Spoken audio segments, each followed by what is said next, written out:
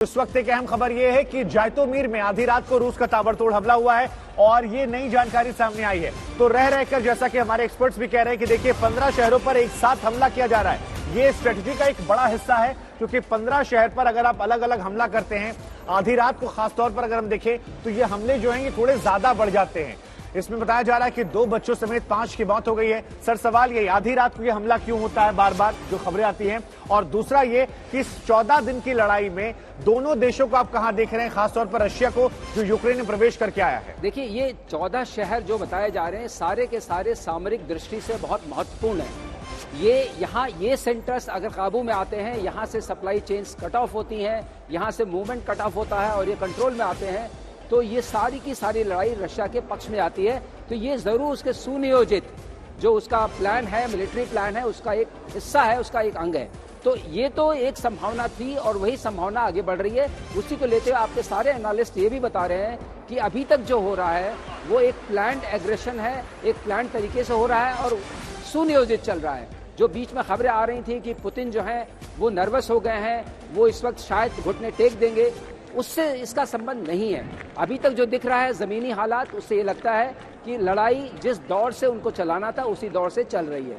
अब हम आते हैं उस मुद्दे पर कि जो आर्थिक अस्त्र का इस्तेमाल किया गया है, उसको पुतिन ने ये कहा है कि ये आर्थिक परमाणु अस्त्र है। परमाणु अस्त्र की व्याख्या क्या है? परमाणु अस्त्र वो होता है जो पूरे विश्व को प्रभावित करे, पूरे विश्व के ऊपर उसका दुष्प्रभाव पड़े।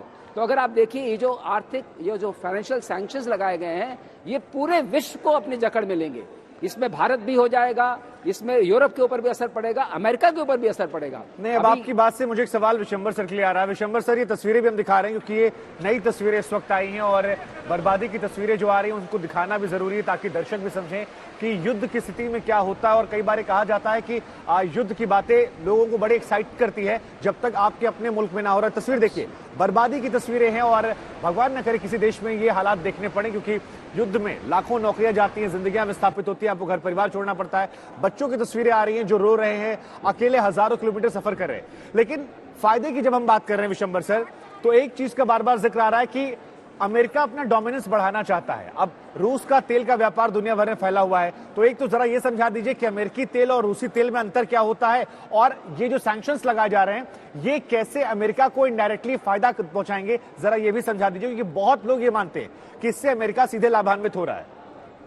देखिए, जो अमेरिका है और ये भी दिखा दी सर, ये देखिए, एक बार मैं आपको माफ कर रोक रहा हूं, ये यहाँ पर आपको गोलियां शायद नजर आ रही है सर, अगर आप देखिए तो। पहले तबाही की बात करें, ये तो देखिए युद्ध है और युद्ध में विनाश होगा। हम बिल्कुल नहीं चाहते, ना हम ऐसी बात करते कि दोनों मुल्क लड़े, ना हम इस लड़ाई के हक में है। हम बिल्कुल चाहते हैं शांति हो और हर देश की नागरिक को शांति से अपना काम करने। लेकिन लड़ाई शुरू हुई है, क्यों शुरू हुई है दुनिया जानती है। लेकिन अब लड़ाई शुरू होगी तो जो हमारे साथ तस्वीरें, हम सिर्फ उन पे कमेंट कर सकते हैं और ये विनाश की तस्वीरें हैं। ये लड़ाई में होगा, अगर लड़ाई होगी तो ये तस्वीर देखें सर, क्या लग रहा है? आप तो फौज में रहे, आपने बिल्कुल ये तस्वीरें ऐसे लग रहा है जैसे किसी मशीन गन ने धड़ फायर किया है। बहुत फायर हुआ यहाँ से और वो फायर करके यहाँ से निकल गया है। ये उसके खाली खोखे पड़े हुए, मतलब यहाँ से बेसुमार फायर किया। ये जैसे किसी ने एकदम से, ये हेलीकॉप्टर है वो जो विनाश जो गिरा है, ये वो पूरा का पूरा हेलीकॉप्टर जो 2-3 दिन से दिखा रहे हैं वो आके गिरा है, वो क्रैश हो गया। तो ये वो तस्वीरें हैं जो वॉर मटेरियल है, जो वॉर फाइटिंग मशीन है, उसका नुकसान। इसमें यूक्रेन का भी नुकसान है, रशिया का भी नुकसान है और इसमें भारी नुकसान जो है लोगों का भी है क्योंकि लोगों की अपनी कारें, लोगों के घर, ये सब बर्बाद। किसी को फायदा हो रहा है? किसी को फायदा अगर किसी को हो रहा है तो वो लोग जो इस लड़ाई को लड़वाने में इंटरेस्टेड है।